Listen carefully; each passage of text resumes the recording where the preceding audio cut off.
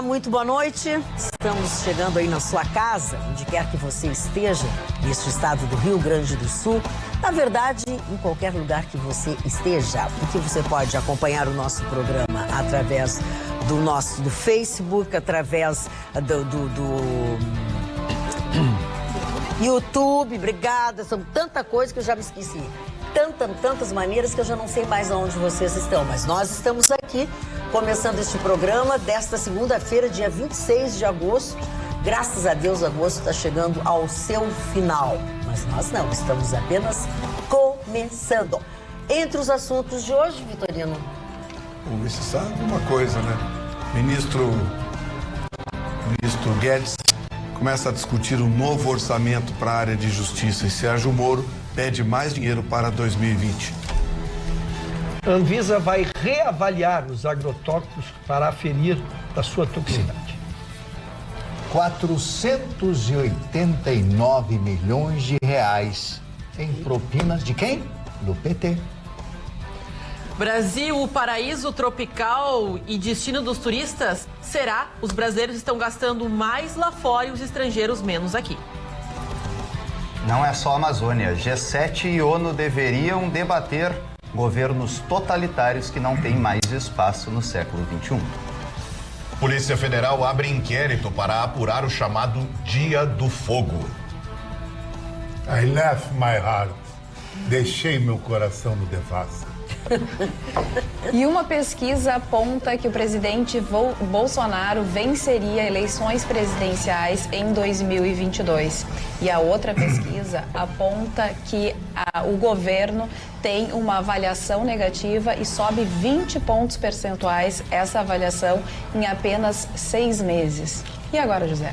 E agora, José, é uma coisa que não é nem matemática, né? Ou é matemática, mas é com Fiquei confusa. Eu estou confusa faz muito tempo. Eu não sei o que tem acontecido. Eu ando confusa faz muito tempo. Mas eu quero pedir a permissão para vocês, para nós de imediato mandarmos abraços, beijos e um pronto restabelecimento, uma pronta recuperação à nossa querida telespectadora, amiga de todos nós, que é a Luciana Loreto.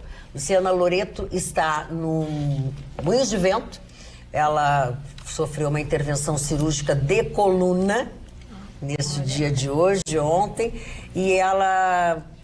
Aliás, ela está nessa função já faz mais de 15 dias, mas ela conseguiu operar agora, enfim, ela está se recuperando, obviamente, e como ela já está assim, já tomou remédio para dormir, já jantou, né, no hospital, essa hora já jantou, já fez tudo que tinha que fazer. Então, um beijo grande para Luciana Loreto, para a mãe dela, para toda a família, o pronto restabelecimento dela. A Luciana é minha comadre, eu sou a madrinha da Chanel, né, da Chanel, então imagino como está a Chanel longe de sua mamãe. Então, Luciana, beijos e um bom recuperação. Obrigada. Olha, hoje está todo mundo tropeçando. Tem alguma coisa nas palavras. Ela é uma atleta, ela vai se recuperar muito rápido, né? Uma menina que tem que ter um cuidado, ela rema, né? Isso. Remadora, é isso? Ela é remadora. Que legal, vai se recuperar muito rápido. E também está não sei se já está em franca recuperação, a nossa produtora, Monique Dornelles, que ela disse que estava trabalhando no Prêmio Senar. Mas a pessoa está com febre, tá rouca, eu não sei se ela não foi para um sambão. Mas ela disse que tem testemunhas de que ela estava no Prêmio Senar. E ela estava mesmo, brincadeiras à parte, o pronto restabelecimento também da nossa colega Monique Dornelles. Marli, vamos começar com a tua manchete? Podemos começar com a minha manchete. A revista Veja, a última revista Veja, está aqui a capa da revista, o paradoxo Bolsonaro, que está na capa, né? Paradoxo Bolsonaro, mas fala aqui dos 489 milhões de reais em propinas realizadas pelo PT, o Partido dos Trabalhadores. Segundo a delação premiada do senhor Antônio Palocci, dinheiro que foi dado para Gana, Venezuela, Cuba e Angola, né? E aqui tem uma série de documentos. Gana, por exemplo, quanto foi emprestado, quanto foi perdoado, 90 milhões, perdoaram 20 milhões de dólares e tal, 1% de comissão. Em todos estes assuntos, tem aqui uma fotografia que eu não sei se posso mostrar. Fotografia. Mandar isso para mim aqui fica mais fácil. Do Lula aqui, o Lula está aqui na capa, né? Na capa não, tá na matéria aqui. Tá na matéria o Lula, o presidente de Gana e o Celso Amorim, que era o chanceler o grande chanceler brasileiro da época, no momento em que fazia um acordo, segundo a reportagem da revista Veja, para receber por obras realizadas. Até o aeroporto de Moçambique, que custou 200 milhões de dólares, de Moçambique, eu conheci o aeroporto de Angola, lá o 5 de fevereiro, lá de Luanda, o 4 de fevereiro, não me lembro bem a data, mas são aeroportos e todos esses, né, o Porto de Mariel, lá que custou $1 bilhão, uma coisa realmente horrorosa, o custo de tudo isso. E é claro que essas dívidas não foram pagas, Alguns pagaram prestações, etc., foram amortizando suas dívidas e outros simplesmente deixaram de pagar, como, por exemplo, a Venezuela. Essa reportagem é muito longa, são 6 ou 7 páginas com documentos que foram fotografados e colocados, publicados, com falas do Palocci e alguns outros documentos. Embora, em muitos momentos, só tenha a palavra dele. Mas como ele foi ministro do Lula e depois da Dilma, é provável que ele, na maior parte ou na totalidade, tenha razão das suas afirmações. O importante é que eu diga para vocês que tudo isso que foi pago com o meu, com o seu, com o nosso dinheiro. Esse esquema que leva quase 500 milhões de reais de propina, segundo a revista Veja e segundo a delação do senhor Antônio Palocci. Marli, eu tenho abordado aqui, é importante que o nosso telespectador se familiarize com esse conceito.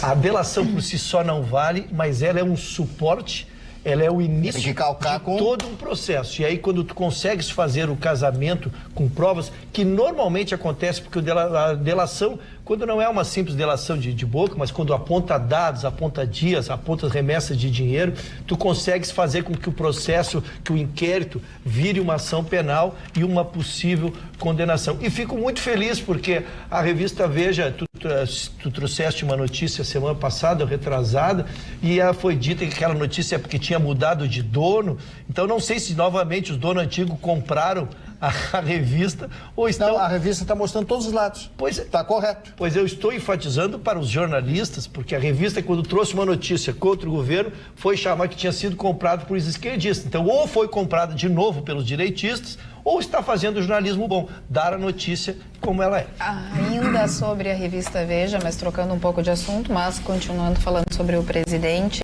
a revista também publicou, a Marli Barcelos, que bom que tu trouxeste ela, a pesquisa para um possível cenário para eleições presidenciais em 2022. Cenário 1, Jair Bolsonaro, 35%, Haddad, 17%, Ciro Gomes, 11%, e João Amoedo, 5%, Luciano Huck, 11%, Dória, 3%.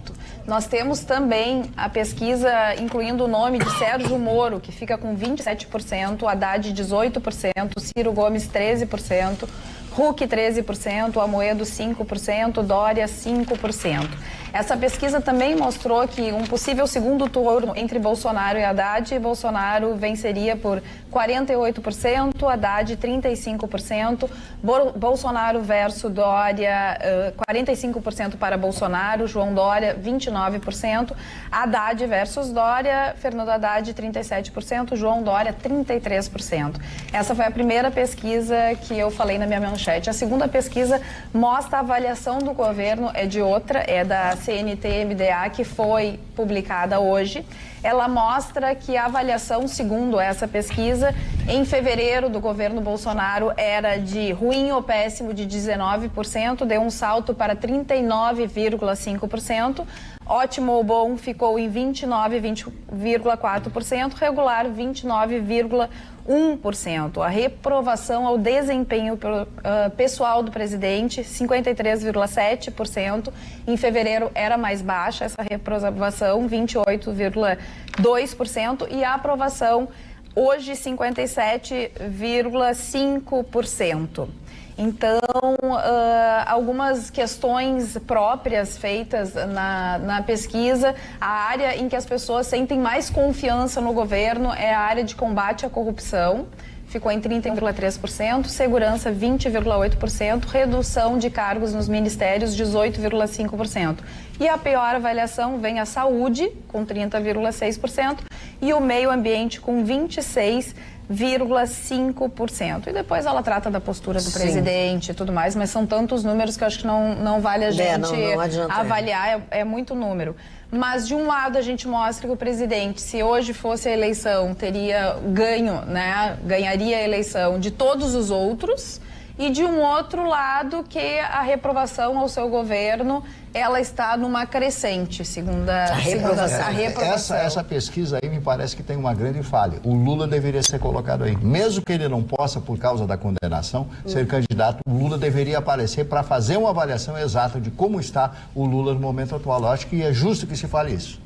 E a outra pergunta interessante é: Bolsonaro tem cumprido as promessas de campanha? 9,5% disseram que estão plenamente satisfeitos e 45,4% parte dos compromissos que foram firmados ele está cumprindo. Então são esses os números. Carla, só me confirma, o Luciano Huck teve 11% na primeira pesquisa, eu fiquei na dúvida. Luciano Huck, 11%. 11%. Esse Ciro Gomes. Esse sim é um índice assustador, porque ele não é político, muito alto. Ele nunca foi candidato, né? E arrancar com 11% numa pesquisa que sem sequer ter partido.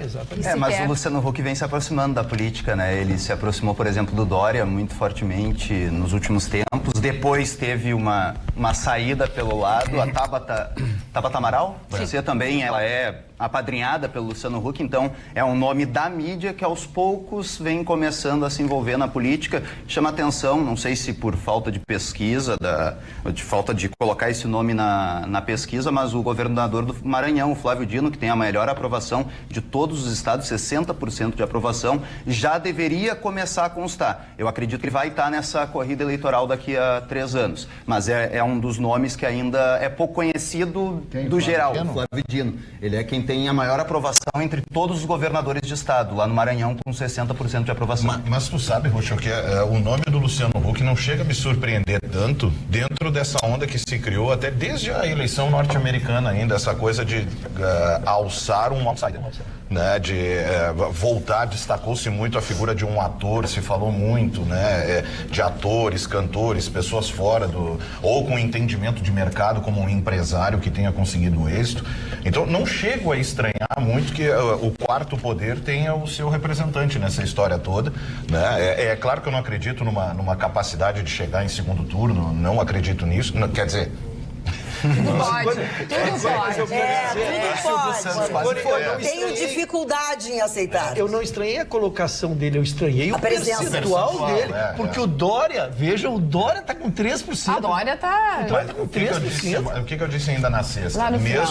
Mesmo que nascesse essa candidatura do Dória, era óbvio que ela nasceria queimada. Ela nasceria morta porque ele não teve o menor pudor em atuar com disfarçatez nos últimos dias. Negar o envolvimento com o Bolsonaro, negar relações, usou camiseta, tem foto, fez campanha. É verdade. Mas o Bolsonaro nunca apoiou ele. Não. Fez flexão com o Bolsonaro. Foi até a brincadeira que eu disse, ele não só pediu apoio, como fez apoio com o Bolsonaro ainda, né? E aí depois vem a público para dizer que não, que nunca teve nenhuma proximidade. Então, se a gente ainda confia um pouco na índole do eleitor, é uma candidatura natimorta. É o que o eleitor está rejeitando, né? Aquele modelo antigo, aquele modelo oportunista, aquele modelo de que pega um pouquinho de ti, pega um pouquinho dali. Faz parte da relação de coisas que o eleitor não quer mais. Né? Faz parte essa é uma boa aferição. Agora, também a Veja avaliou o ministro Sérgio Moro, que tem realmente uma base muito sólida, com números altos, né, positivos. Acreditam que ele seja ótimo, 28%, bom, 27%, e ruim, 7% e péssimo, 12%. Então a avaliação dele segue altíssima, né? A confiança no ministro Sérgio Moro segue Carla, altíssima. Desculpe, Tati, querido, porque eu não conhecia a pesquisa, estou entrando em contato junto contigo aqui. Não há Bolsonaro versus Sérgio Moro. Não há. Essa é a grande... Até porque o que se percebe é que ou vai um ou vai outro, até então, né? Porque eles estão dentro do mesmo governo. Um contra o outro, acho que não vai acontecer, mas... Vitorino. O ministro Sérgio Moro encaminhou um pedido ao ministro Guedes para que o orçamento de 2020 contemple a pasta da Justiça com um pouco mais de recurso. Existem algumas investigações sofisticadas que necessitam mais agentes além de que necessitam mais recursos para investigação, perícias, enfim. O orçamento do Ministério da Justiça não condiz hoje com as necessidades da pasta, porque no Ministério da Justiça foram condensados vários segmentos de secretarias especiais. Essas rúbricas de orçamento foram alteradas, mas não foi possível contemplar todas as rúbricas e as necessidades do orçamento dentro do orçamento previsto para 2019. O Marne falou na semana passada que tinha um clima entre o Bolsonaro e o ministro Sérgio Moro. Não é clima, o Sérgio Moro pediu para o Bolsonaro, e o Bolsonaro disse que ele deveria conversar com o ministro Paulo Guedes sobre a possibilidade de realocar alguns recursos ainda em 2019 e aí em 2020 se pensar em mais recursos para enfrentar a corrupção que, gostem ou não, ainda permeia muito o Brasil. Sobre a revista Veja, fui eu que citei aqui. A revista Veja foi vendida por empresário Fábio Carvalho por apenas R$100 mil, um valor simbólico, já que a revista Veja e a revista Exame, que são do Grupo Abril, estão em falência, estão concordadas para recuperação judicial. Estão em recuperação judicial. E por conta disso, esse empresário Fábio Carvalho fez uma aposta, comprou a revista Veja para que ela fosse guinada totalmente à esquerda, para tentar recuperar as vendas, tentar recuperar a venda de banca e assinatura. Deu com os burros na água. O que ele fez na semana passada com a mulher do Bolsonaro foi constrangedor, vai gerar uma ação na justiça e gerou dezenas, centenas, milhares de cancelamentos. Daí o porquê que essa semana ele está querendo dar uma imagem de bom mocismo, de imparcialidade. Não, a revista Veja se tornou um veículo de esquerda, sim. Quanto ao governador Flávio Dino do Maranhão, eu quero dizer o seguinte, que ele já está no segundo mandato e o Maranhão é o antepenúltimo colocado em IDH no Brasil. Ou seja, é um estado pobre, miserável, para dizer o mínimo. Portanto, pensar num sujeito desse para a presidência da República pode ser piada, principalmente porque ele é do PCdoB, é comunista. Então, não vejo nenhuma chance. Era só para Mas é impressionante como o povo do Maranhão gosta muito do Flávio Dino. Afinal, ele é o governador mais bem avaliado de todo o Brasil, com 60% de aproveitamento entre os seus eleitores. E é um governador que investe muito na educação. A primeira medida dele foi aumentar o salário dos professores públicos para mais de R$5 mil. Então, ele vê a educação como ponto de partida em um estado, como bem referiu o Vitorino, que é muito pobre. Vitorino, essa questão desse atrito entre o possível atrito, a gente não sabe, entre o Bolsonaro e o ministro Sérgio Moro, não seria por causa da questão da Polícia Federal e a troca do diretor da Polícia Federal no Rio de Janeiro e a fala do próprio presidente de que ele tem autonomia para isso e, se for o caso, ele pode trocar também o diretor-geral da Polícia Federal. Será que não é isso que está acontecendo? Não, já que lá na também, campanha Moro, ele deu carta branca para o Moro para escolher a equipe. O Moro ficou como algodão entre cristais. Porque o Moro é que negocia diretamente com o comando da Polícia Federal. A gente sabe que é uma corporação politicamente muito forte. E o Moro ficou como algodão entre cristais. O Bolsonaro não confia no superintendente da Polícia Federal do Rio de Janeiro por conta do caso Queiroz e de outras investigações lá que atiravam sempre para cima da família dele.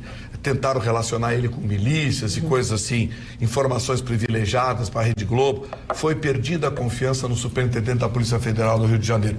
E ele está certo, ele é presidente, quem manda é ele, bota o superintendente que ele bem entender. E a Câmara desengavetou hoje a proposta de autonomia da Polícia Federal. Sim. Essa proposta já estava há 10 anos engavetada e agora eles desengavetaram. Se virar. Me permite. O Bolsonaro, tenho uma razoável memória, e o Bolsonaro disse em alto e bom som na sua campanha que daria carta branca ao Moro. Então ele retirou a carta branca. Não é bem a carta branca. Na verdade, ali tem uma amarela. É um processo de limpeza. Marni, todo mundo sabia, no dia 1º de janeiro, quando o Bolsonaro assumisse a presidência da República, ia começar um processo de limpeza no país. Ou seja, alinhamento político. Quem tiver alinhado com a esquerda vai ser marcado de cima. E se não andar na linha, vai ser substituído. Essa história de que, porque é competente. Gente, eu já disse aqui, vou repetir. O Brasil está numa guerra ideológica. Tem 2 lados só. Não existe outro lado. Só tem 2 lados. Nós estamos numa guerra ideológica. Ou tá comigo ou tá contra mim. É assim que funciona. Tentar colocar panos quentes de negociar, de isso e de aquilo, isso é conversa, é dissimulação. A verdade é que a direita tem cara e a esquerda não. Seu Marley, tu chegastes no âmago da questão, é exatamente o que está acontecendo. Este diretor, ele teve a ousadia de apresentar um inquérito onde 24 deputados estaduais estão sendo processados e só estão parados os inquéritos porque o filho do presidente entrou com uma decisão judicial perante o presidente do STF e trancou todos os inquéritos. Estes dados do COAF, e houve até quem quisesse também trocar o diretor do COAF, que fez toda a Lava Jato. Temos 300, 400, 500 anos de prisão aí, todos em cima conseguidos pelo COAF, mas como o COAF teve a ousadia de apresentar as contas de Flávio Bolsonaro, onde poderia, não estou afirmando, porque é um simples inquérito, realmente, enquanto tiver a decisão judicial, apresentou os dados para que fosse examinado. Bem, isso ao ser examinado, ali parece que ele assinou a sentença de morte. O Moro, como é um cara sério e viu que o processo era o mesmo, o que vale para A, vale para B. Não estamos divididos em direita e a esquerda, nós estamos divididos entre certo e errado. Se o certo está do lado de lá, eu estou do lado de lá. Se o certo está de lá, o errado está do lado de cá, eu não estou aqui. Então, se o COAF serve para investigar A e serve para investigar B também. O dirigente é o mesmo, o investigador é o mesmo, o inquérito policial é o mesmo. Isso é que se defende. E o Moro, por ser um cara sério, evidentemente que não pôde concordar com isso. Os choques começaram aí, dona Maria. O seu COAF passou 20 anos de braço cruzado, nunca denunciou ninguém. O Marne acabou de dar o número aqui, 469 milhões. Isso. Só a Petrobras, o desfalque passou de 3 bilhões. O COAF nunca mandou um memorando para a Polícia Federal. Nunca mandou nenhum. E, de repente, o Bolsonaro assume, um mês depois, aparece uma ação contra o filho dele, que, aliás, não provaram nada. Com o seu Queiroz também não provaram nada, só que ele vendeu um apartamento de 600 mil, comprou outro apartamento de 600 mil. O assunto, segundo o próprio Ministério Público, nada apareceu, por isso que o Ministério Público não fez nenhuma denúncia. E quanto ao pedido de trancamento, isso estava pedido há muito tempo, porque você sabe muito bem, todo advogado sabe disso, você faz um pedido num determinada instância da justiça, você age em outras instâncias da justiça. É assim que funciona o trabalho de um advogado. Nem sempre a decisão de uma instância coincide antes ou depois de outra instância. A gente pode falar dos fatos, mas não pode alterar as datas. As datas são as datas, elas aconteceram. A Lava Jato começou de 2015 para 2016. E ela foi baseada nos dados do COAF. Tudo que se conseguiu, tudo que se construiu, que nós saudamos, que nós comemoramos aqui, exatamente as condenações, as pessoas que estão presas, as pessoas que já estão com 4, 5 condenações, foram exatamente para o processo começar em 2016. O COAF não foi fundado em janeiro de 2018, como pretende dizer o meu colega. Aí é uma questão de data, é questão de ver as condenações, quando começaram os inquéritos, quando terminaram os processos que resultaram em condenação. Então, não sei por que o COAF só omitiria isso aí, e volto a dizer, porque isso é informação, insisto em pular por cima dela. Não é só o Flávio Bolsonaro. Junto com ele, outros 23 deputados estaduais estão no mesmo inquérito. Só que ele é a pessoa famosa, lógico, é ele que repercute. Os outros 23 continuam sendo processados também, mas estão trancados por esta decisão e um pedido do advogado. Mas deixar bem claro que isso não foi denúncia do COAF. Sim. Foi a Receita Federal que foi intimada pela Justiça Federal a apresentar números. Okay. Não o COAF pular com um papelzinho na mão e fazer denúncia. Okay. Felipe, aí a gente muda o assunto. Por favor, eu só quero entender como pode ser bom um presidente influenciar diretamente em um cargo de poder da Polícia Federal que investiga o seu próprio filho. Como isso é certo? Como a sociedade considera que seja uma ação ok do Bolsonaro, porque não é. Era especialista, inclusive, em crimes fiscais, o profissional que foi afastado da Polícia Federal, justamente quando chegam no Flávio. O Queiroz, ele não foi nem dar depoimento ainda ao Ministério Público, ele mandou uma carta. Onde é que está o Queiroz? 8 meses e o MP não consegue achar o Queiroz para dar um depoimento. O Flávio Bolsonaro, na sua conta, teve movimentações de R$2.000 em 48 vezes, com 15 minutos de espaçamento, claramente um indício de lavagem de dinheiro. R$2.000? Sim. R$2.000 em 48 vezes. No caixa eletrônico 96 daí. Tá. 96 mil. Então, esse discurso, ele não serve. Ou é contra a corrupção, ou o político que está no poder pode interferir na Polícia Federal. Acho que a esquerda não tem autoridade para falar em aparelhamento da máquina, porque ela montou o STF, que está livrando a cara desse bando de vagabundo corrupto que está aí. Todo mundo está vendo. Todo dia tem habeas corpus, liminar. Vão julgar mais o negócio do Lula. Acho que essa semana também. Quem montou o STF que está aí foi a esquerda. Então, não dá para a esquerda falar em aparelhamento de máquina. Muito bem. O nosso telespectador, gente, daqui a pouquinho a gente volta, porque senão assim, nós vamos ficar todo o programa de novo falando sobre um assunto, só fica ping-pong, aí nós não vamos chegar a lugar algum. O senhor Eduardo Silva de Lanó é o nosso telespectador que está muito magoado com todos deste programa. Ele diz assim: primeiramente, quero dizer que sou assíduo telespectador do programa. Como tal, gostaria de expressar minha inconformidade em relação ao modo como foi abordada a derrota do meu Internacional. Não, ontem à noite, ele escreveu no dia 23. Enfim, com direito a deboche e total desrespeito. Quero lembrar que 24 horas antes o Grêmio havia perdido em casa para o Palmeiras. O assunto foi tratado com alto nível, como aliás deve ser. Lamento pelo ocorrido e deixo um pedido para que isso não volte a acontecer, pois o Atualidade é um programa de gaúchos, assistido por gaúchos, torcedores do Inter e do Grêmio. Grato pela atenção, Eduardo de Gravataí. Desculpa. Ele escreveu isso antes de domingo, né? Mas enfim, uma coisa não invalida a outra. Chicão, e o teu coração ficou aonde, Chicão? Antes do meu coração, antes do teu coração. De Laugh My Heart in Devassa. I Left My Heart in San Francisco. Tem uma história em Devassa. Eu quero mandar um alô à Cachoeirinha, que existe uma produtora de modelos que eu patrocino lá, a Secrets, que forma modelos o ano inteiro. Amanhã tem um evento que 59 garotos vão tentar uma nova vida, que eu acho muito legal. Desde a época do Miss TV, quando eu comecei na televisão, eu sempre apoio esse tipo de demonstração que é ministrada pela professora Jaqueline Lemes. Mas I Left My Heart in Devassa. O Devassa, que era um bar ali no Shopping Praia de Belas, ele fechou. Um pedaço do Devassa, o seu mobiliário, foi para o bistrô do Marx. Por que eu deixei meu coração Devassa? Devassa foi um lugar muito importante para mim. Eu vivi ali muitas emoções, muitos namoros, muitos desfiles, amigos. Era um restaurante que era basicamente meu escritório. Então eu senti muito Devassa caindo, como senti quando era mais jovem a queda do Barão de Capão da Canoa. Estou inconformado com aquele incêndio do Bali High. Eu tenho uma sina, os lugares que eu gosto, às vezes fecho. Mas ali o Edemir fechou e colocou tudo no bistrô do Marx e vai ser criado um novo Devassa dentro do atual Varietá. Por isso que eu deixei meu coração ali, dona Magda. Muito bem. Ana Aguiar. Vamos falar de um assunto um pouco mais calmo, um pouco mais tranquilo, porque quem não gosta de viajar, não é, Magda Beatriz? E parece que os brasileiros gostam, mas gostam de viajar para o exterior, porque um levantamento e dados divulgados pelo Banco Central afirma que os brasileiros gastaram só em julho 1,8 bilhão de dólares no exterior. Isso quer dizer que o aquecimento do mercado e também a queda do dólar, que é a moeda que rege o turismo, acabou favorecendo essas viagens para o exterior. Mas também chama atenção, e já comentamos bastante aqui em relação a isso, dos valores altos para se viajar para o Brasil.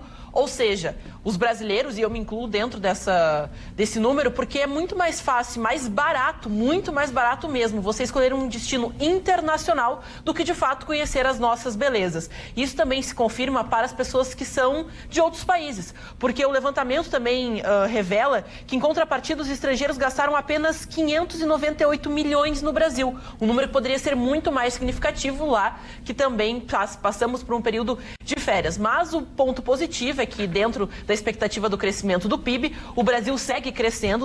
Nesses 7 primeiros meses foram 10 bilhões de reais gastos no exterior, um número bem significativo, e no retrospecto do mês de julho, ele é o julho melhor desde o ano de 2014, o que é um ponto muito positivo aqui para quem está esperando investir, principalmente nessa área de negócio, e também muitas pessoas que trocaram de carreira, abrindo ou até fazendo uma consultoria pessoal dentro dessa área do turismo para brasileiros. Muito bem, mas é um pouco compreensível também que se gaste mais no exterior, né? Porque, vou fazer, por exemplo, você vai para fora, vai buscar tênis, perfume, roupa, são coisas que... O que um estrangeiro vai comprar aqui? sabe?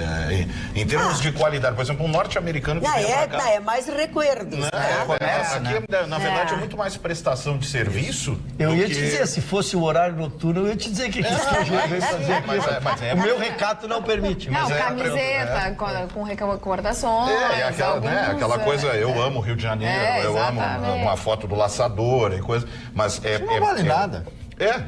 Mas é só... Sim, vocês estão concordando com o que ele quer dizer. Essa concepção, talvez, instituir políticas um pouco mais flexíveis para os produtos que vêm do exterior ou até investir nos produtos nacionais, porque a gente tem, recentemente, uma crescente de pequenas empresas e principalmente regionais que vêm abrindo. Eu sou uma aqui, por mais que se fale bastante de viagem exterior, a gente sabe que a qualidade ainda dos produtos internacionais, principalmente que vêm dos Estados Unidos e também da Europa, são significativos na questão do vestuário, mas a gente também tem muita coisa aqui que sai bem mais barato. Por exemplo, eu recentemente fiz uma escolha por uma marca nacional, paguei R$150 por um tênis que é quase igual a um que é de R$700 na loja. E até fui indicada pelo vendedor. Então é muito legal a gente contar também com vendedores e pessoas especializadas, principalmente na sua loja, e incentivar o consumo do produto nacional.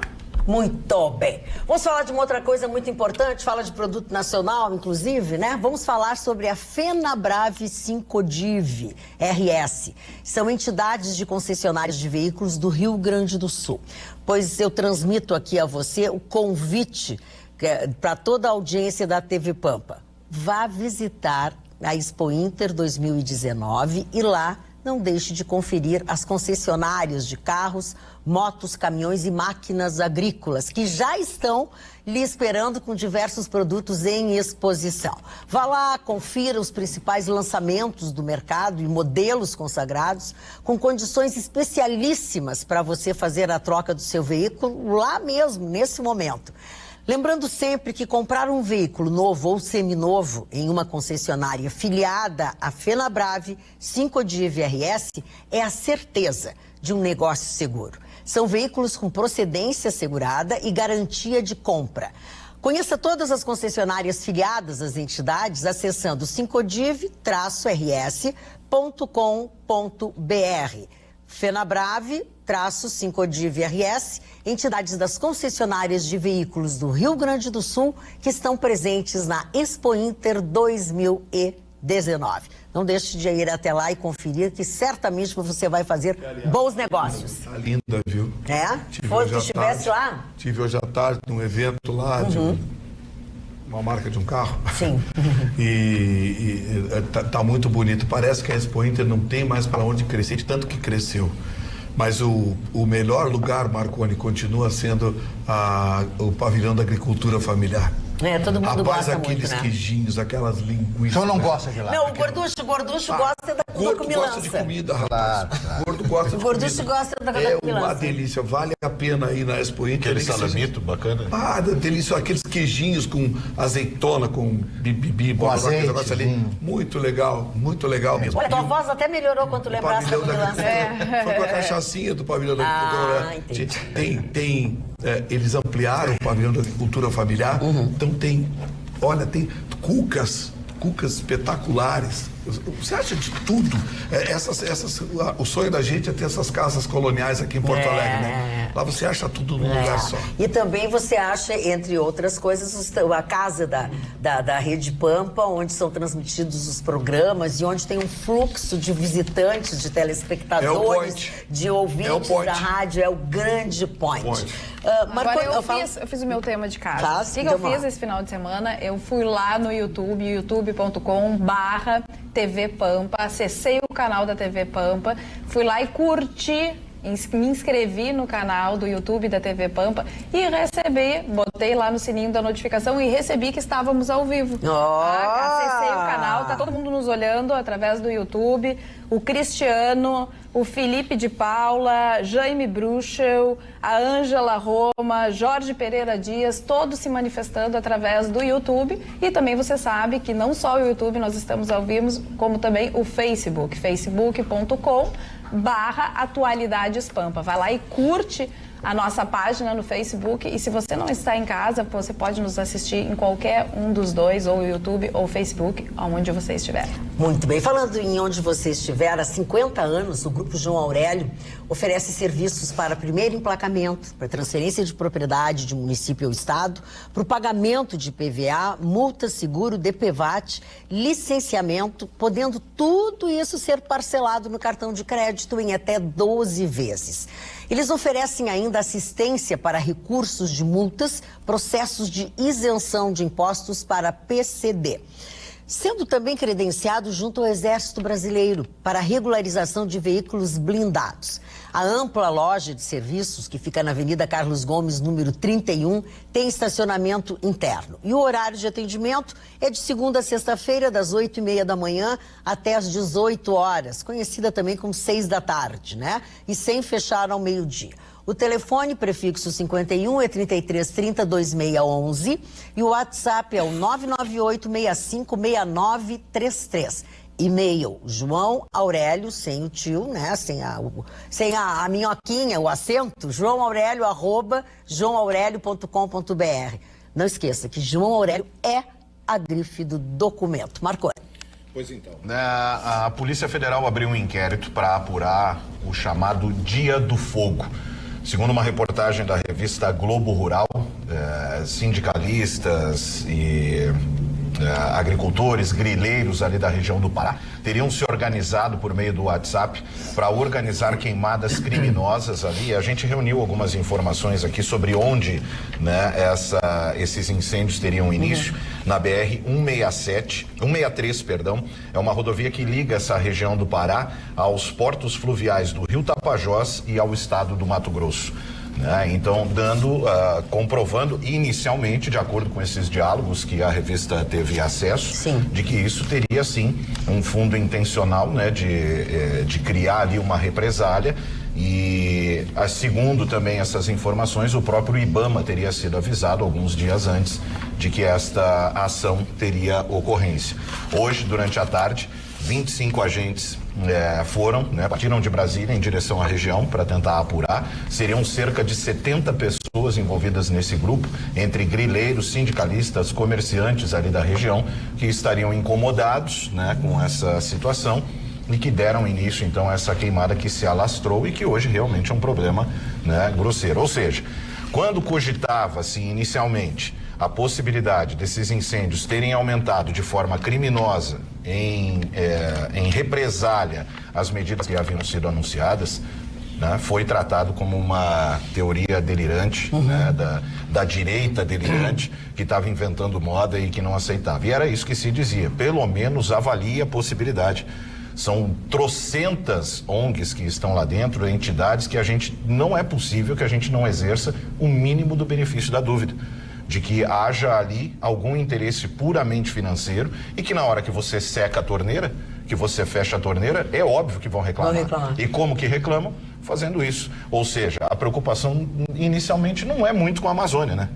Dane-se a Amazônia, tendo em vista até dados aí que mostram incêndios na região da África, que são infinitamente maiores do que os registrados no Brasil, e não se tem preocupação nenhuma, nem por parte do Macron, nem por parte de ninguém, né, que estão um pouco se lixando aí, por que seria?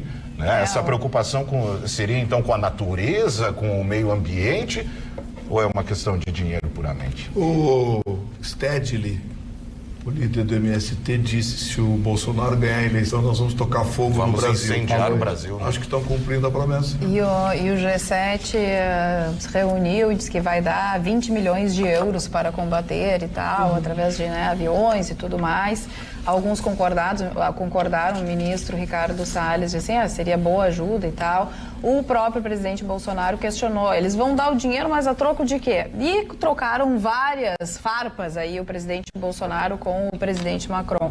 Mas, no final de tarde, veio uma informação que aquela pulguinha atrás da orelha que o Vitorino já tem trazido há muito tempo, ele deixou escapar o seguinte, que é possível falar em status internacional para a Amazônia. Que não é de hoje, que se um governante, como por exemplo o Bolsonaro, não cuidar da floresta, que então a gente vai sim tratar de status internacional para a Amazônia, que não foi tratado no G7, mas que se fala nessa questão. Mas foi uma ameaça direta. Foi uma ameaça direta. A melhor notícia que gerou isso aí tudo é exatamente o que está acontecendo. Desculpe, Não, a gente podia ver o vídeo do Bolsonaro antes do teu comentário? Vamos dar uma olhada, por favor? Eu pretendo conversar com o Macron, se ele procurar o... Pô, tudo que ele falou a meu respeito, eu acho que eu vou ligar pra ele, porque não tem condições. Se bem que eu tô sendo educado, se ele ligar, eu atendo. Eu tô sendo extremamente educado com ele, pra ele me chamar de mentiroso. Vai lá, Rússia. Não, eu acho que a melhor coisa que foi ter ocorrido. Eu já cheguei à conclusão. No início eu mostrava a minha inconformidade. Mas foi a melhor coisa, né? Como é que não receber 300 milhões seria bom? Então eu quero dizer assim, que está voltando a lucidez. Eu ouvi atentamente a entrevista do ministro, onde ele disse que bom que vamos receber os recursos, que bons que vamos dedicar. Está se fazendo, foi uma equipe de incêndio para lá, o governo liberou verbas para lá, então está se, primeiro, reconhecendo que é o problema, segundo, se trabalhando em cima do problema. Terceiro, soluções, cara, que eu fugi dessa discussão aí de que tem gente, lógico que tem gente mal intencionada em todo lugar. Não vai ser lá que eu ia imaginar que todo mundo quer o bem da Amazônia, mas o que eu digo é o seguinte, é que as coisas positivas sejam tratadas, as negativas enfrentadas e que nós realmente reconheçamos que ali, como a Amazônia hoje detém de 20%, foi o que se aprendeu também, 20% da mata do mundo, é muito importante sim para todos. Sim. Né? Então eu já estou pelo lado positivo, dona Mara, de que realmente virou um assunto, está se trabalhando com a solução e vai se construir uma solução positiva. Mas até é engraçado a gente falar o Bolsonaro, né? Eu confesso que eu não tinha visto essa entrevista de ele ter falado, acusado o Macron de ser mal educado, quando ele foi muito deselegante, né? Com a esposa, então, do Macron, ela que é, se eu não me engano, 24 anos mais velha que o Macron, né? Eles se conheceram na escola em que ela dava aula e justamente essa ideia de um post de um seguidor do Bolsonaro, nós temos aí a imagem que fala a respeito da esposa, né, a comparação da Michelle com a esposa do Macron. O Bolsonaro acabou falando, né, dizendo que assim não humilha, kkkk, e até o presidente da França foi questionado por um jornalista de outro país, não era um jornalista brasileiro, sobre o que ele acreditava disso. Ele falou que, de fato, uma deselegância e espera que o Brasil um dia tenha um presidente à altura do país. Que a França também tenha. Que a França também tenha. Ele está com o filme bem queimado. Eu espero, na verdade, é que todos eles se organizem e lutem pelo que é importante, não ficar fazendo... E não queiram meter o bedelho na Amazônia. Piadinha para um outro. Do Brasil, eu quero aproveitar esse momento aí de soluções e de coisas boas para dar uma dica para vocês. Uma dica, aliás, muito especial para renovar a decoração da sua casa com requinte e bom gosto. Conheça a Saaf Decoração e Presentes, que fica aqui pertinho, em Canoas. Vamos dar uma conferida?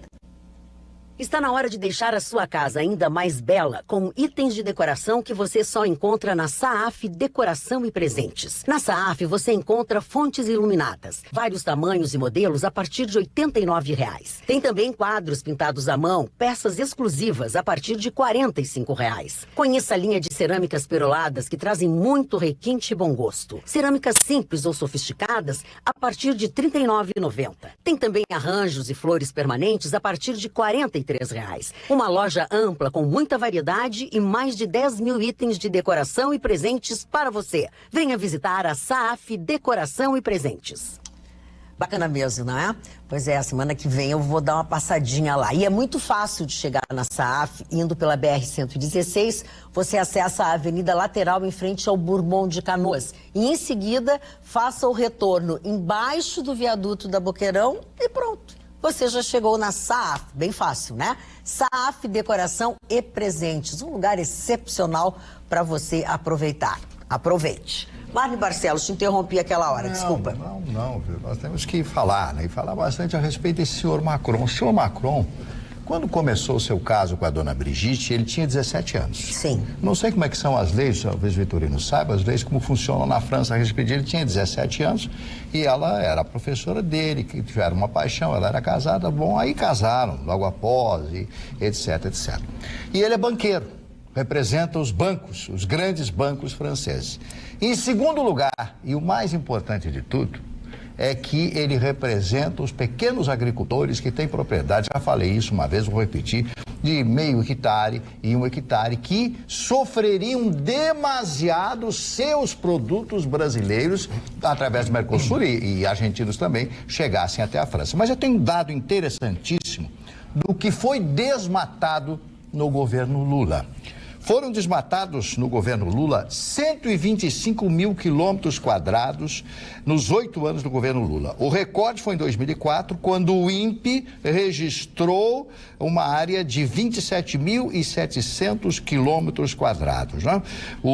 Nos últimos 12 meses foram desmatados 5 mil quilômetros quadrados, 66% a menos que a média anual do governo Lula. E por que aconteceu? Por que tem toda essa grita? Primeiro, porque com o Mercosul, os pequenos agricultores franceses iriam sofrer e outras coisas por detrás de tudo isso. E segundo, porque todo mundo sabe do pensamento socialista da imprensa brasileira hoje, que divulga em alto e bom som o desmatamento que sempre existiu na Amazônia. Esse senhor Macron, com essas suas ameaças, que não encontra respaldo na Alemanha, que não encontra respaldo no presidente Trump, que não encontra respaldo em nenhum país da Europa, deveria se conter e se calar e pesar as suas ameaças ao Estado soberano brasileiro. Eu não estou falando de Bolsonaro, não me interessa Bolsonaro. Interessa o meu status de cidadão brasileiro, que já esteve na França, que conhece Paris, que conhece algumas regiões da França. Digo a vocês, o francês, especialmente esse senhor, ele não merece ser presidente da França, porque ele não tem estrutura e estatura moral para dizer isso. Ameaçar um país livre e soberano. Verdade. Ele não gosta do Bolsonaro, problema dele. Agora, ele não venha nos ameaçar. Não venha nos ameaçar, porque ele quis dizer o seguinte, que qualquer problema, nós vamos tomar uma providência bélica. Ameaça. Ele ameaçou. E nós, brasileiros, desculpem o tom de voz, não podemos permitir que um presidente estrangeiro de uma nação maravilhosa como é a França venha se expor e dizer uma besteira infundada, como ele disse agora. Ele cuide das Ardenas, ele cuide das suas florestas e cuide dos camisas amarelas que estão atrás dele pelo péssimo governo que ele está fazendo, inclusive no sentido de educação. Falar em tom de voz, Marcos. Me desculpe. Eu quero aproveitar para dar uma notícia muito importante para quem tem perda auditiva. Você sabia que existe uma clínica em Porto Alegre especializada em audição?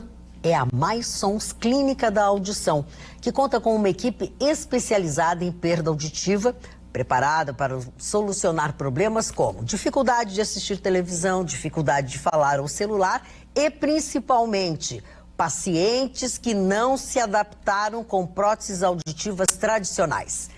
Perda auditiva, gente, é uma coisa muito séria e ela pode acelerar a perda de memória e o declínio cognitivo do paciente. Se você tem algum familiar ou amigo com problemas auditivos, você tem que encaminhá-lo até a clínica da audição. Ligar para o número 51 prefixo 3061-7373, 3061-7373 e agendar a sua consulta. A tecnologia mais moderna do mundo referente à audição você encontra na Mais Sons Clínica da Audição, cara. Só para fazer uma referência de que não existe um mocinho nessa história, tem uma matéria da Amazônia, a matéria da BBC Brasil de 23 de fevereiro de 2018, que mostra o seguinte: mineradora norueguesa tinha duto clandestino para lançar rejeitos em nascentes amazônicas. Além de um vazamento de restos tóxicos de mineração que contaminou diversas comunidades de Barcarena, no Pará, a gigante norueguesa Hydro usou uma tubulação clandestina de lançamento de efluentes não tratados em conjunto de nascentes do rio Muripi, apondo um laudo divulgado nesta quinta-feira, na época, pelo Instituto Evandro Chagas, do Ministério da Saúde. No início, negou irregularidades e depois admitiu a existência do canal encontrado por pesquisadores. E já estava devendo 17 milhões ao IBAMA em multas por contaminação de rios da região em 2009. A matéria é realmente muito grande, mas mostra que realmente aquelas considerações, porque a Noruega está preocupada com a Amazônia, até a página 2. Até a página 2. Porque na hora de colocar os rejeitos nas nascentes, Elas foram lá e colocaram. Pudor. Magda, só respondendo a pergunta do Marne, ele perguntou sobre a Bolívia, né? O Evo Morales falou no dia 22, né, que sobre os 500 mil hectares já queimados na Bolívia, que isso trata-se de uma exploração midiática. Segundo ele, lá na Bolívia trata-se de uma exploração. Você vai falar sobre o G7? Não, outro assunto. Só sobre o G7, Magda. E aí, só concluindo ali o que o Marne também falou sobre a França, justamente o Macron, que foi incapaz de impedir a invasão muçulmana no território francês, ele que vem perdendo cada vez mais a soberania, território cada vez mais formado em guetos, em que os franceses já estão perdendo cada vez mais a sua liberdade de andar na rua em função desses guetos formados, assim como a Inglaterra, que eles mesmos, né, os invasores já chamam de Londonistão, como a Suécia realmente, até como parte do território alemão também. Macron, cuida da tua terra aí, né? Aqui a coisa não é assim. O que queria dizer, Ana, sobre isso? Não, acho que só sobre o G7, não querendo, né, de nenhuma forma discordar, mas até para falar o que foi discutido nessas reuniões, o Trump não participou, então infelizmente a gente não tem como saber a opinião dele sobre essas questões, mas sabendo que os Estados Unidos não é um dos grandes apoiadores da questão do clima e do ecossistema, tanto que não está na maioria dos tratados para a preservação do meio ambiente, mas se discutiu sim sanções ao Mercosul, que é justamente o que o Marne falou, quando ninguém, como é que é, quando dois não quer, a gente não quer, dois não brigam, é aquela coisa. Então acho que se existe esse desejo, se quer fazer sanções em relação ao Mercosul, a gente está criando esse espaço ou criando esse clima para que a gente talvez não consiga negociar no futuro, porque a gente sabe, somos exportadores, exportamos mais barato e com a mesma qualidade, então por óbvio os países preferem exportar da gente. Agora, quando se decide num G7 por uma questão ambiental ou não, para salvar o planeta ou não, fazer essas sanções econômicas, acho que vai sair perdendo nessa é o Brasil. Dona Magda, pois não, enquanto nós estamos a 48 horas da provável eliminação do Internacional na Libertadores, os colorados vão ter um privilégio, mesmo que o seu time seja eliminado pelo mega Flamengo, que é o super time da América do Sul, o homem mais rápido do mundo vai estar no Beira-Rio quarta-feira. O nome dele se chama Bruno Henrique. Bruno Henrique, segundo a FIFA, em medições, ele chega a 38 quilômetros por hora num sprint. O Usain Bolt chega a 42, só que Bruno Henrique mantém esses 38, caindo para 37, e o Usain Bolt não consegue manter essa média. Ele cai para 36,5. E detalhe, esse Bruno Henrique, que é um mega astro mundial, vai para a seleção brasileira agora, que pode tirar o lugar de Neymar, ele vai a 38 km por hora com a bola dominada. Veja só o terror colorado que vai ser a quarta-feira. Eu lamento, sou gaúcho, torço para o time gaúcho, mas não dá para enfrentar uma máquina de futebol assim. O telespectador que disse que eu fui indelicado, eu botei a camisa de um time que eu gosto, Flamengo, poderia botar da Juventus, do Boca Juniors e do Grêmio, não botaria do Internacional. E em nenhum momento ofendi o Internacional aqui. Não, mas ele não falou pra ti, Pedro. Sabe, mas é que eu... Tu sabe que tu falou. É que eu sei que eu falei que foi eliminado, porque eu tô falando uma coisa que é quase que impossível ganhar do Fla-Fla, que hoje mostra que é o Brasil do futuro, Flamengo. O Brasil que deu certo. Agora, ver, saber tudo... Lá no Instagram, @atualidades.pampa, é um dos canais de comunicação. E também no facebook.com/tvpampa. Rua Azevedo Carla, manda um beijo pra galera do Facebook. Aí vai o nosso beijo pra galera do Facebook. Cleni Lacerda, Silas Ferraz, Fabrício Palácio, Tita Zanella, entre outros telespectadores. Dona Magda, só para repetir o que disse meu querido amigo Chicão, que nós estamos às vésperas do Rio Grande do Sul parar na terça e parar na quarta, né? Sim. Nós estamos aí realmente... de parar no campeonato. Parar fazer uma complementação. Poderão ser duas jornadas épicas que nós lembraremos muito adiante. Apropriadamente. Em falar em lembraremos, eu quero lembrá-los que a Clínica Geriátrica La Vie en Rose é um lugar com a segurança e o conforto que o idoso precisa. A sua equipe de atenciosos profissionais está sempre pronta para ajudar e cuidar. Para eles não há nada mais importante do que a história de uma vida. Eu gosto muito do residencial para idosos La Vie en Rose, porque ele é um lugar diferente de tudo o que a gente já viu. É um lar totalmente pensado e construído para o bem-estar do idoso e a tranquilidade da família. Lá, a estrutura conta com ambientes amplos e acolhedores, apartamentos e suítes, enfermagem 24 horas e um amplo e agradável solário. E tudo isso em meio à natureza da Zona Sul de Porto Alegre. Eles contam também com uma equipe de atenciosos profissionais e especialistas da saúde que estão sempre prontos para ajudar e cuidar. Vá até lá, vá fazer parte da família La Vie en Rose. Certamente você vai ser muito mais feliz. Comece ligando para o 51 3248 3409. 51 3248 3409, agende a sua visita e seja um privilegiado de fazer parte da grande família La Vie en Rose. Felipe. Bom, Magda, minha manchete era sobre o G7. Muito se falou durante os últimos dias da questão envolvendo a Amazônia. Eu gostaria de voltar nesse tema, porque eu não tive a oportunidade de falar anteriormente, para lembrar que o investimento foi diminuído pela metade no Preve Fogo, que o Brasil teve mais que o dobro do número de casos de incêndios nos últimos tempos e que não é uma invenção. Realmente achei que ia demorar mais tempo para se apelar ao nacionalismo, para se apelar ao nós contra eles. Quando o mundo todo fala, não é só o Macron, são os meios de comunicação dos mais diversos ambientes. Pode ir para os Estados Unidos, no New York Times, pode ir para o The Guardian, no Reino Unido, pode ir para a Alemanha, que também vai conseguir encontrar matérias nesse sentido. Porque o mundo está preocupado com as queimadas na Amazônia. As queimadas que são de grileiros e agricultores, como trouxe mais cedo, ou pelo menos dá esse indicativo, o Marconi. Então, sabendo de tudo isso, a gente vai falar de outras pautas que o G7, que a ONU já deveriam estar tratando com mais seriedade. Neste caso, os governos totalitários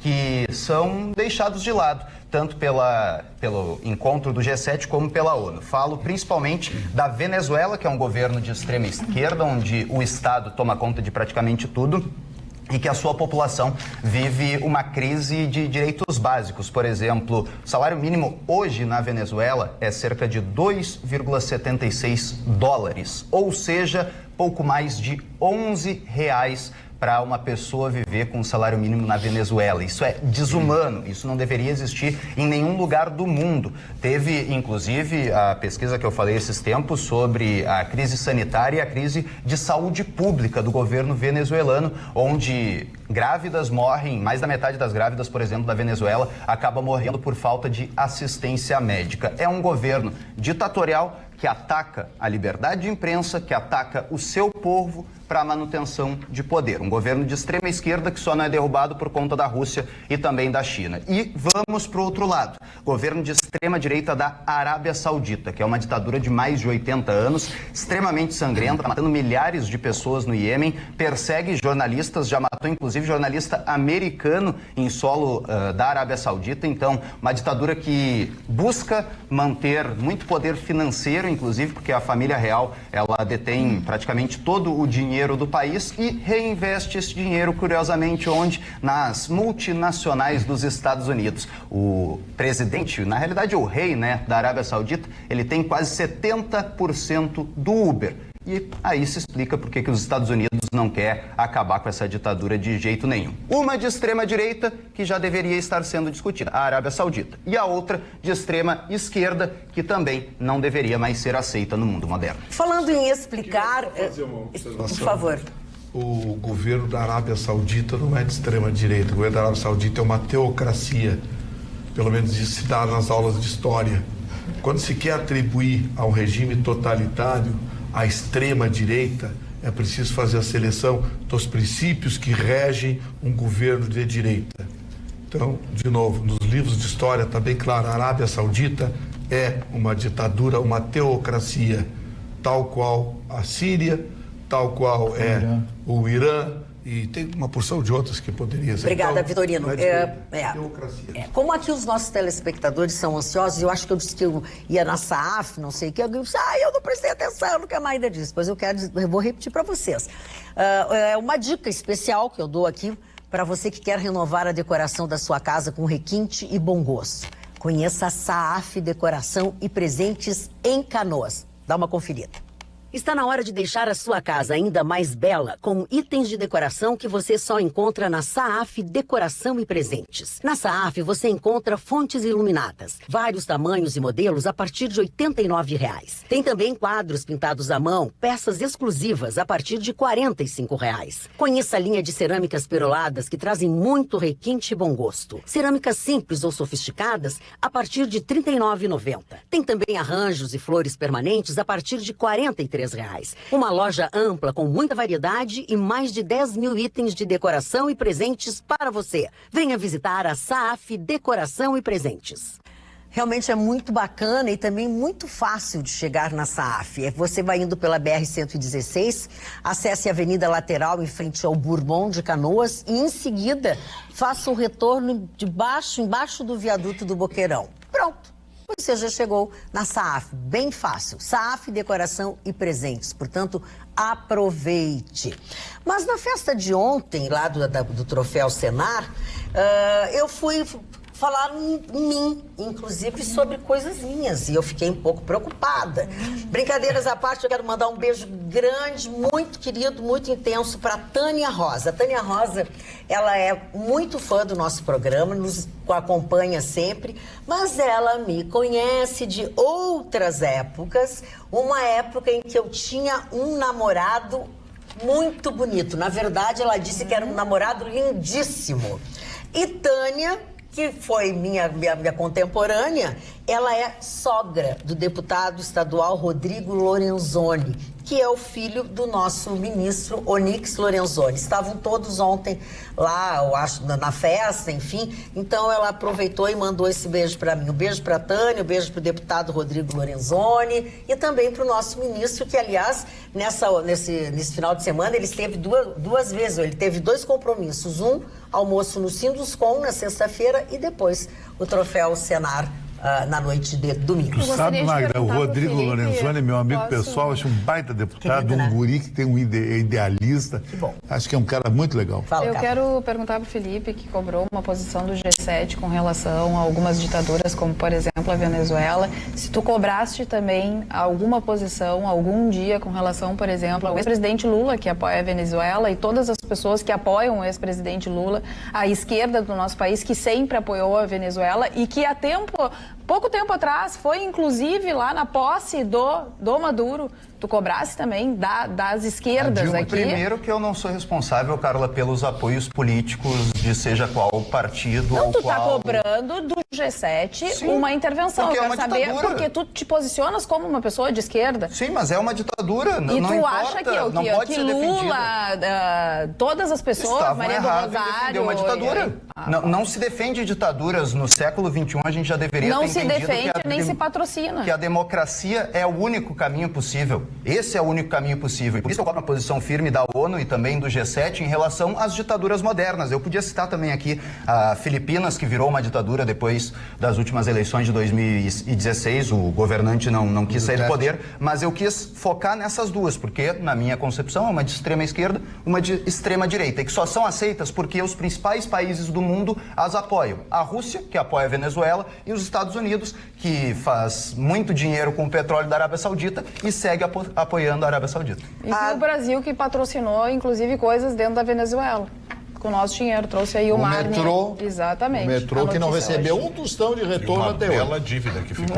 Exatamente. Dona Magda, eu só gostaria de mandar um abraço para um casal que é fã da senhora, fã de todos nós aqui, a dona Mariana e seu Gilberto Matos, que moram aqui no bairro Farroupilha, aqui em Porto Alegre. Um abraço da Mariana e seu Gilberto, um grande figura, um grande abraço. Posso aproveitar também, porque meu pai esteve em Balneário Pinhal nesse final de semana e encontrou muita gente. do Marne lá, não? Muita gente, inclusive um dos melhores amigos do Marne, pelo menos foi o que foi me passado. Filho, Bruno Malman, amigaço do Marne de faz magistério. cada peixão lá pra mim, né? De vez em quando. Mandar um abraço não então tem também. sereia no meio desse negócio, lá no Balneário. Tem bastante água nas ruas.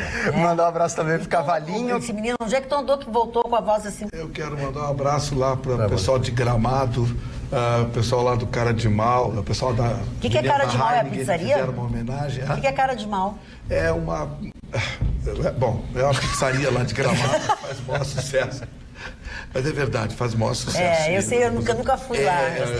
E as meninas da Heineken lá que me trataram com extrema gentileza. Obrigado pelo presente, pela lembrança. Tem uma comidinha. Magda, fala de festival de cinema, você viu o que quiseram fazer lá? Olha, Vitorino, eu até soube, mas soube hoje, porque eu não fiquei ligada nisso.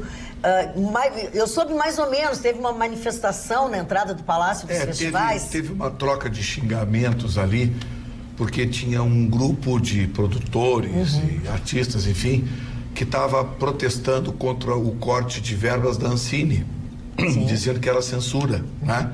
E, na verdade, não era censura. Quer fazer filme LGBT, TGBG, XBG, faz com dinheiro privado. Não vai estar dando dinheiro público para fazer esses filmes. E aí o que aconteceu? O público estava até apoiando. Aí apareceram 2 ou 3 gritando Lula livre e um levantou uma bandeira vermelha. Aí virou xingamento de lado a lado. Mas teve agressão? Não chegou, a polícia estava ali. Tiraram papel, gelo. O pessoal que estava naquelas primeiras mesas ali, daquele corredor, jogou gelo, coisa e tal. Aí responderam, tiraram papel. Foi xingamento, não chegou nada a vias de fato, xingamento. Mas confronto pena, político. né? Porque as pessoas usam até o questionamento deles por verba da Ancine ainda até os caras queriam, coisa e tal, estão protestando, deixa protestar, coisa e tal, mas aí a coisa ganha Aí a coisa vira política. É que chama a atenção que não é um corte puro e simples, né? Ele vai deixar de financiar qualquer tipo de produção audiovisual que tenha na temática ou até mesmo personagens LGBT. Eu, sinceramente, não consigo entender como isso é cabível no século XXI, a gente censurar algo por conta do que não gosta ou não quer ver em um filme. Em contrapartida, o próprio Estado financia filmes religiosos, por exemplo, num Estado que deveria ser laico. Então, eu realmente fico pensando o porquê disso. Mas é que não tem dinheiro para tudo isso, não. Não tem dinheiro, os cortes, a verba, cortou 80% das verbas da Ancine. Então, na verdade, cortou filme LGBT, cortou outros que tinha lá. Tinha uma produção até interessante, que ia contar a história do acidente de Brumadinho. Mas o titular das imagens queria muito dinheiro, coisa e tal. Aí tinha que buscar financiamento público, enfim. Foi cortado também porque não tinha dinheiro. Cortou, não tem dinheiro. A verdade é que, segundo a própria palavra da indústria do cinema, é que é uma indústria rentável, né, de sucesso. Os últimos filmes conseguiram demonstrar isso com suas bilheterias. E se essa informação é verdadeira, tem plena condição de andar sozinho. A questão é o dinheiro público. E assim como disse o Vitorino, não é só essa temática. Outras temáticas acabaram sendo também tendo o seu orçamento Eu acho que afetado. tem tanta empresa que tem grana, por que não buscam o apoio dessas empresas? Não é só o governo que tem que fazer. Na realidade, até a Ancine, ela existe porque as pessoas às vezes não levam em consideração os valores que são necessários para fazer uma grande produção cinematográfica. A gente sabe que no Brasil é difícil encontrar, porque a gente vive numa crise financeira, então se não querem investir às vezes nem em pessoal para fazer o marketing da empresa, quiçá conseguir então um financiamento para fazer esse tipo de coisa, porque dentro de uma concepção é uma aposta. Ou o filme pode vender muito e ter uma bilheteria extraordinária, ou, como a gente sabe, existe até um preconceito nacional com o cinema nacional, justamente. É verdade. Talvez pela sua qualidade. O brasileiro não gosta de ver filme brasileiro. Eu digo que, infelizmente, a gente tem aquelas... As pessoas criticam, o Brasil já foi um centro cultural, mas, querendo ou não, as comédias blockbusters, que a gente fala, que é aquela pastelão, que geralmente a gente vê bastante divulgado nas nossas salas aqui do Brasil, filmes nacionais com essa temática, mas são as que mais arrecadam, as que mais têm interesse por parte do público, então elas sim acabam sendo as mais procuradas para financiamento, ou até recebem financiamentos significativos da iniciativa privada pelo retorno. Porque quando a gente vê, por exemplo, Que Horas Ela Volta, né, que foi um filme bastante relevante, Aquários, uma produção também cinematográfica relevante, não aconteceriam sem a iniciativa do Estado. Agora, que triste a morte de Fernanda Young aos 49 anos. A gente falou tanta coisa já nesse programa que Olha, eu que fiquei loucura. chocada. Eu também fiquei chocada, fiquei mal, fiquei triste. Ela que fez Os Normais, agora falando de comédia e tudo mais, tinha um texto maravilhoso. Morreu aos 49 anos, teve uma crise de asma, estava no sítio dela, né, afastada e tal, com uma amiga. Até teve atendimento e tudo mais, mas não resistiu. 49 anos é muito cedo, é muito precoce. Sabe que quando falaram, né, quando começaram a noticiar, eu digo, será que ela estava com alguma doença que a gente não sabe? Porque é muito jovem, né? E só que assim, ó, essa tal bombinha, Yasmin, não sei o que, já matou tanta gente. As pessoas não sabem, eu não acredito. Eu já tive 2 amigas muito próximas que morreram exatamente do jeito que a Fernanda Young morreu. Com o uso da bombinha, e aí o coração não aguentou e todas que, na verdade, a bombinha, ela acelera o coração. Claro. Carla, eu acho que não se explorou isso, até porque não resolvia, mas o lugar onde ela morou, e ela foi levada para um centro de saúde, onde tinha lá um médico, possivelmente não fosse especialista. Era um sítio bem afastado, e aí conseguiram levá-la para um... Então, com certeza não haveria um ressuscitador lá, que se tem até em beira de campo hoje. E agora está se questionando bastante que a ambulância que chegou para fazer esse resgate não tinha um paramédico qualificado, então ela não recebeu no momento os primeiros socorros.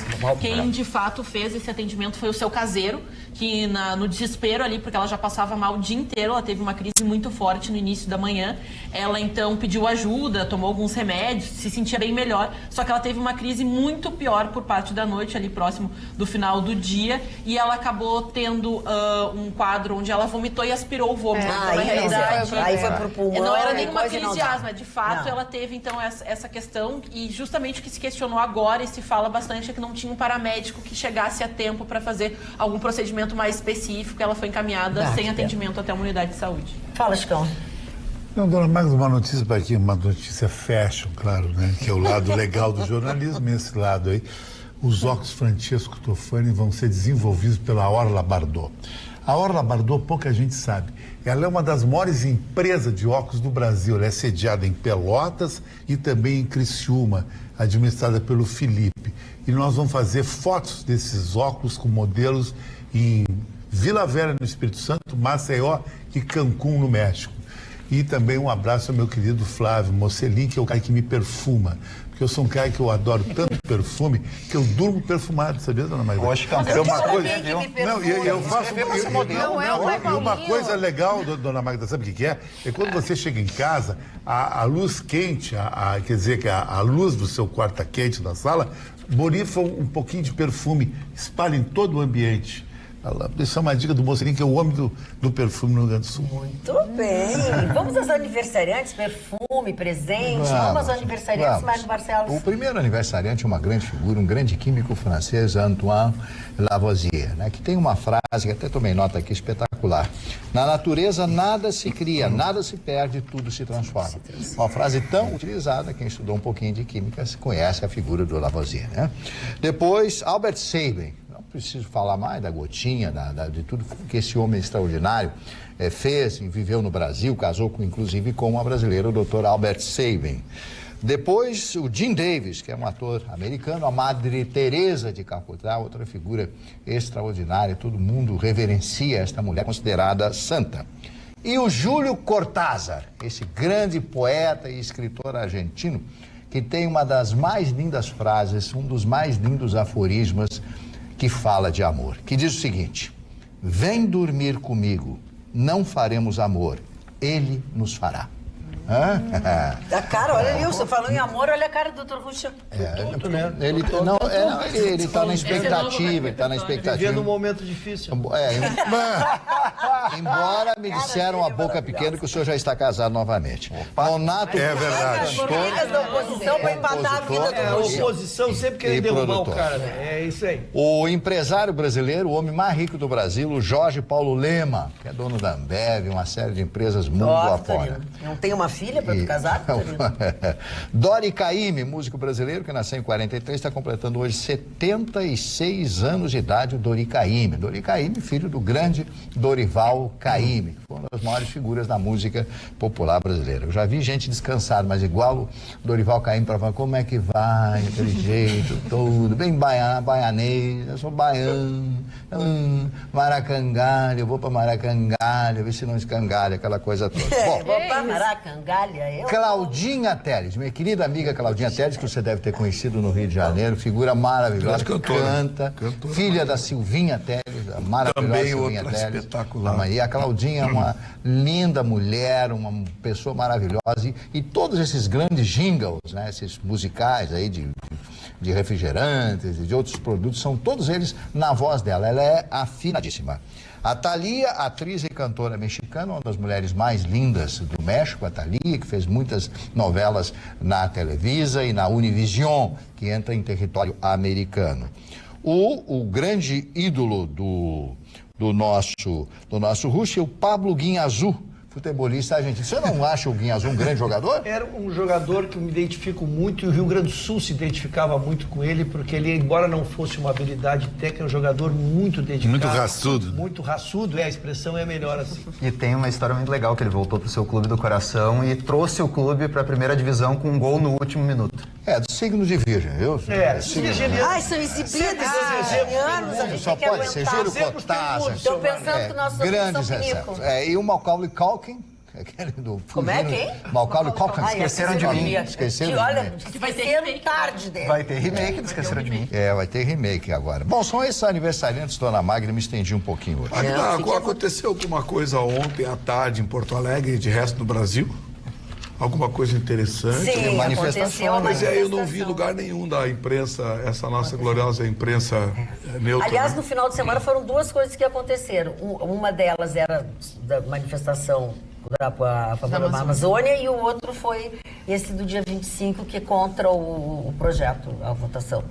Na realidade, eu vi em bastantes lugares, mas difícil agora, porque a Brigada Militar, pelo menos no Rio Grande do Sul, e vejo que em muitos estados essa é a prática de não divulgar o número de pessoas que estavam presentes nas manifestações. Até procurei para saber me informar exatamente ia ser mentira. de um lado... Dependendo da tendência do veículo, ia ser menos ou ia ser mais. É tanto da Amazônia quanto relacionada à questão, né, do Sérgio Moro, do pacote anticrime, do abuso de autoridade. Até no Parcão aqui em Porto Alegre teve uma grande manifestação. Tivemos muitas pessoas presentes no local, até pessoas, né, já com bandeiras políticas e tudo mais. Confesso que da Amazônia eu tive poucas informações a respeito, porque até a nossa reportagem aqui, o pessoal do Sul, muito competente, buscando esses dados, recebeu a informação de que a Brigada Militar não divulga, então, o número de participantes nem de uma, nem de outra manifestação, mas esteve presente em diversos veículos de comunicação, mas até em São Paulo, que é um lugar que eles tendem a estipular ao público. Eu confesso, assim, que vi muitos números e muitas expectativas, umas muito altas, outras muito baixas, e confesso, assim, até de veículos que são associados por aumentar o público, deram um público um pouco significativo. Satisfeito, Vitorino? Não, eu só fiquei triste porque eu acho que as duas manifestações mereciam cobertura da imprensa, né? Jornalismo é informar, não é? Então deveriam informar as duas manifestações, saber quanto tinha numa, quanto tinha na outra, o que defendia uma manifestação, o que defendia a outra. Eu vi silêncio absoluto nos veículos. Mas eu posso contar uma coisa? Tu estás me chamando a atenção para um fato que eu não percebi hoje. Olha, eu estive em alguns lugares hoje, pelo menos uns 3 ou 4 lugares diferentes. Ninguém falou sobre isso. Nenhuma das duas manifestações. Mas a imprensa transformou isso. Eu achei que era pela aceitação. As duas, a aceitação foi bem pequena, exceto no Rio de Janeiro. Se não me engano, no Rio de Janeiro teve um bom número de pessoas para ambas. Eu não sei, aqui as fotos que publicaram na internet, a gente não sabe se são fotos de ontem, são fotos de outros eventos. Como das queimadas. Do panelaço, né? Do panelaço, quando o próprio presidente se manifestou. Tem algumas pessoas que estão dizendo que as imagens são antigas do panelaço. Pois é, a gente tem que saber o que é o que. Uma das imagens que eu vi, eu pude confirmar que foi uma que me chamou a atenção quando ela ocorreu num pronunciamento da Dilma Rousseff. E ela está circulando por aí agora como se tivesse ocorrido ontem. Pronunciamento, do Bolsonaro. Ontem. A única foto confiável que eu recebi foi de uma pessoa amiga, de um casal amigo, estava um amigo meu com a esposa, e ele fez uma selfie. E pegou atrás um grande número de pessoas. Mas podia ser 100, podia ser 1.000, 10 mil, 100 mil. Não mandou nada. Mas se você quiser fotos, então, e fontes que podem confirmar a informação, quem esteve na passeata no domingo foi a comandante Nádia, fez um pronunciamento, falou até com a imprensa, também com as pessoas que estavam na passeata, ela fez uma série de registros. Ela que é secretária municipal. E ao vivo, né? Ela fez uma transmissão ao vivo também. Ela colocou algumas imagens no seu perfil no Instagram, então ela ali, eu vejo, pelo menos entendi como uma fonte super confiável. Sim, e a maioria das informações até que eu tive e análises de público foi através do Instagram dela. E tu sabe, Magda, que esses dois eventos, eles me chamam a atenção em duas coisas. Uma não é nem tanto novidade, que é a utilização política desses momentos. Você vê, da mesma forma que você viu bandeiras políticas nos movimentos ontem, tinha lá o tradicional Lula livre nos manifestos pela Amazônia. E isso não é nenhuma novidade. Agora, a questão que nem ali, o Vitorino trouxe o exemplo, eu tenho me baseado nesses eventos no que a gente tem de quem a gente sabe que teve lá. E é uma tendência, é isso que nos preocupa aqui, que a gente trabalha com comunicação, a gente que é da imprensa, do quanto isso é em função da perda de credibilidade que nós aqui como profissionais da comunicação acabamos alcançando. Fica muito difícil, porque o que acontece? Eu vi cobertura, pífia, mas vi. E as duas destacando essa questão política puramente. Era a questão Lula livre lá nas discussões sobre a Amazônia e a questão aqui, é claro, tem um viés político essa, né, de domingo foi totalmente política, né? Não tem como a gente desassociar a política do pacote, né, do abuso de autoridade. Claro, mas alguns parlamentares, por exemplo, se aproveitando, ampliando a voz do seu discurso nesse mesmo momento. Isso não é nenhuma novidade. Mas o que me chama a atenção é isso. Você ter que ir buscar, ligar para aquela sua tia, que você teve lá ontem, né? Como é que tá? Tem fotos daí, porque não se sabe. O jornal agora recentemente publicou uma foto que era errada. É verdade. Esse jornalismo de sentadinho atrás do Google, quando faleceu, assim, por exemplo, agora, um exemplo que me chamou muito a atenção, quando faleceu o filho do Sylvester Stallone, que a Folha de São Paulo, eu não vou citar o nome aqui, eu me lembrava da Folha de São Paulo, mas não vou citar um veículo que publicou a foto do personagem do filho do Rock no filme. Como a morte, porque foram lá, botaram, provavelmente bota no Google lá, filho Stallone, né? A primeira foto que aparece no Google Images era do ator. E foi publicada, foi até uma situação trágica. Que mico, hein?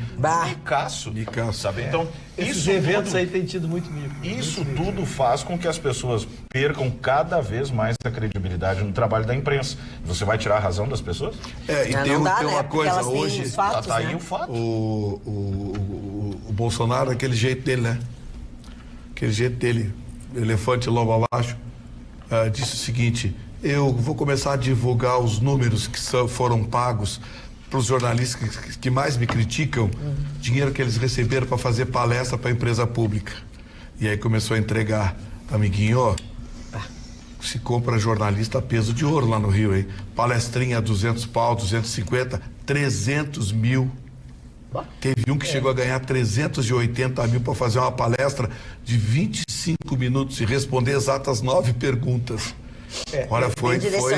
Eu conheço esse de 375, esse de 375 mil, não sei se o Vitor está falando de 380. O que tem é de 375 que ele já publicou, já disponibilizou. Foram mais de 10 palestras, todas com nota fiscal, em dias diferentes durante 3 anos. E foi acusado pelo Bolsonaro, expressamente citando o nome dele, de que ele teria feito uma palestra de 375 mil. Então, como não sei se é a mesma, quero fazer esse esclarecimento em homenagem ao jornalista. Eu não citei nome de jornalista aqui, porque ele deu uma relação de jornalistas que receberam para fazer palestras. Não sabe qual assim, aí fica complicado, né? Claro, não pode generalizar. Ainda só, eu acho que, não querendo defender, né, a gente fala assim, a classe, mas eu também vejo que dentro das empresas hoje o próprio jornalismo é muito desvalorizado. Às vezes se faz jornalismo sim de computador e jornalismo de Google, porque as redações são repletas de estagiários que não têm às vezes a competência e não podem ir para a rua, porque são estagiários, estão sob a responsabilidade da imprensa, da empresa que o contrata. Então a gente faz o quê? Quando a gente chega lá, se acontece um conflito, como às vezes acontecia e aconteceram muitas vezes, a gente teve profissionais que acabaram perdendo a visão, que acabaram perdendo um membro dentro desses protestos, e a gente sabe que pode sim, do mesmo jeito que é pacífico, pode se tornar violento rapidamente. E infelizmente a gente fala também de um declínio muito grande da imprensa, que hoje contrata poucos profissionais, às vezes não são profissionais qualificados, porque a gente eu converso com alguns especialistas em áreas como, por exemplo, economia, e os economistas que estão se intitulando economistas, jornalistas especializados, ou nem às vezes, o que é pior ainda, veículos de comunicação que não contratam jornalistas para falar de um assunto que às vezes não tem a propriedade, sai cada coisa escabrosa, mas como a gente não sabe direito o que está dizendo, o que não está dizendo, se vale ou se não vale, acontece que a gente às vezes passa batido quando a informação de fato está errada. Por isso a importância do diploma e também da checagem dos fatos. Eu quero agregar uma informação que diz a Ana, mais um item, que é a velocidade da informação. A concorrência está fazendo com que não se cheque a fonte e não se cheque a gênese, da onde vem. Então, o que se vê acontece uma coisa, se publica e depois vem e se descobre que era um fake news, era uma informação baseada ou lastreada em fato inverídico, né? Então, eu agregaria tudo que tu dissesse, era mais essa questão da velocidade da informação. E até eu comecei a assistir um documentário no Netflix que é Privacidade Hackeada. Muito interessante, que fala justamente sobre as eleições e como esses processos, como a gente também às vezes se torna um agente, vamos dizer assim, mudo dentro dessa concepção, sendo compartilhando alguma informação equivocada, sendo prestando atenção em alguma manchete, porque até a gente brincava recentemente, teve uma coluna que falava como é vergonhoso sair na rua com a sua camisa do seu time. Só que era uma coisa, era uma ironia, era uma brincadeira. Inteligente aquilo. Só que as pessoas começaram a criticar, começaram a falar mal, começaram a destroçar o jornalista, sendo que nem ao menos abriram o texto. Sem terem lido o texto, né? Pra bancada entender, acho que começando pelo fim. A gente fez a manchete também. Ele, de uma forma muito inteligente, ele fez uma manchete assim, que coisa feia usar a camiseta do clube. E aí tu lê aquilo ali e fica horrorizado, né? O torcedor, como assim? E aí tu vai pro texto, era uma forma de chamar a atenção e dizer assim, isso se tu fores num casamento, não for, mas e sendo do teu clube, em todos os lugares. Só que então, o caça-clique nem isso é fantástico que ele fez. E ela transborda, porque às vezes a gente debate manchetes, né? Às vezes a gente debate manchetes, e não debate a informação nos seus detalhes. Sem dúvida alguma. Mário Barcelos. Olha, tem dias na vida da gente, eu comentava com a dona Já fizeram Magda, uma música dizendo isso. Tem dias que a gente se sente... Que é melhor não sair de casa, né? Que é melhor me leve. Mas essa é a realidade. O Marconi Perillo, que foi o governador de Goiás, senador e tal, Perillo não, assim. Tá numa maré de azar. Primeiro, perdeu a eleição lá, tá muito mal em Goiás e tal. E o Ronaldo Caiado, que é o novo governador de Goiás, senta-lhe o pau nele todos os dias. Olha que péssima administração, etc. Isso é jeito de falar. Aí ele tá sentado no escritório dele, vem o genro dele, recém-casado com a filha dele. Governador, o pessoal não chama, né, quando tem o título. Vim comunicar que estou me divorciando da sua filha. Mas não aguento mais, porque isso enlouqueceu, né? Me levem daqui. Ele gritava lá desesperado, Marconi Perillo. Não, eu só contei isso para vocês porque tem dias que realmente, quando começa a dar o primeiro passo, quando você levanta da cama e torce o pé, o resto do dia você tem que rezar para que termine logo este dia. Por exemplo, o senhor Vitorino hoje está ronfenho. Tá, mas ele até ficou melhor aqui, eu acho que é a nossa companhia que ele melhorou. Mais comedido, né? Não, ele não. Eu estou falando do ele melhorou o desempenho não vocal. Começa a botar minha marca palavras que eu não disse. Tu tá me saindo uma boa maroca. E é esse lado da bancada que tu foi. O Mário é o agitador. Sim. E é o pior tipo de agitador que tem, que é aquele que cutuca, sabe? Cutuca, ele não briga, cutuca. Ele cutuca e catuca também, sabia? Catuca. Mas contar uma fofoca. Catucou. Contar fofoca pra você. Fofoca pra você do Rio de Janeiro. Você sabia que o Witzel, esse é o novo alvo lá da imprensa? A Globo tá detonando o Witzel esse todo dia. Pá, estão dando. Cortou as verbas do governo? Estão dando-lhe pau nele. Ele fez a mesma coisa com o Bolsonaro. Cortou as verbas. Agora quer dar pau, então agora vão ter motivo de sol para dar pau. Cortou as verbas. Bom, prepare-se, esse vídeo é a nova bola da vez. www.sul.com.br é o nosso endereço eletrônico, é o nosso jornal eletrônico, onde você tem todos os assuntos do dia, da manhã, da tarde, da noite, madrugada, porque você tem a atualização das informações. E uma delas que está no nosso sul.com.br é justamente a viagem que o governador do estado, Eduardo Leite, na manhã desta segunda-feira, fez em direção à Expo Inter. Tinha um café da manhã agendado com a participação da imprensa, convite, né? E como ele já tinha sido criticado pelas decisões e por algumas coisas sobre o Transurb, ele resolveu fazer a viagem. Então, aí ele teve contato com as pessoas, do jeito dele, simpático, ele é uma pessoa muito agradável, é um rapaz bonito e muito educado. Então ele foi, ele disse que sabia que tinha muito congestionamento no fim de semana e ele foi. Não sei se ele pagou a passagem, mas ele foi.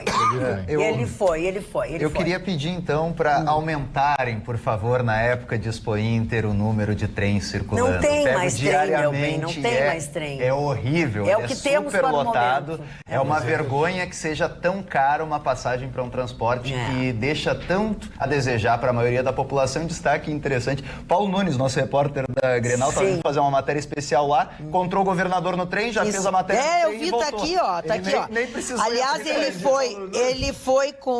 foi acompanhado do vice-governador Ranolfo, né? Isso. Vieira Júnior, do secretário da Agricultura, Pecuária e Desenvolvimento Rural, Covatti Filho, Otomar Vivian, que é o chefe da Casa Civil, e a secretária da Comunicação, jornalista Tânia Moreira, que é quem está com ele desde a época da campanha. Tânia Moreira, que também já esteve no gabinete do Marquesan e tantos outros. Tchau. Tem alguém me dizendo aqui, alguém tá louco para ir para casa dormir. Você eu não sei, mas nós também. Beijo, até amanhã. Tchau.